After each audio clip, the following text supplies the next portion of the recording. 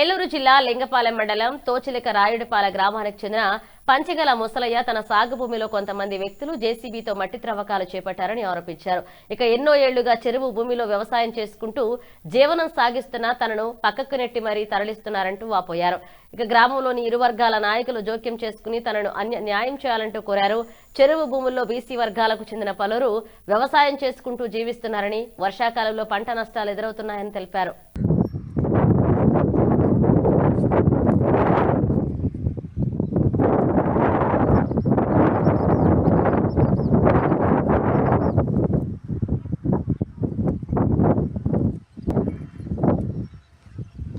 గాడి పెట్టారండి, గాడి పెట్టి పోతున్నారు.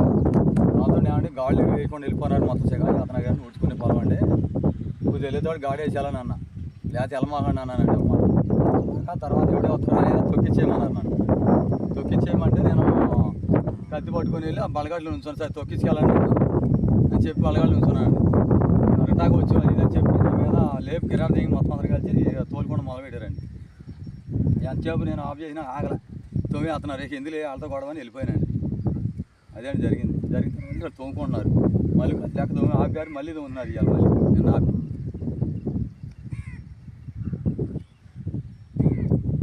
అదే జరిగింది. అన్నాళ్ళు గోలు వచ్చి బదిలాడని ఆపట్లేదండి. వేసుకుంటున్నారు.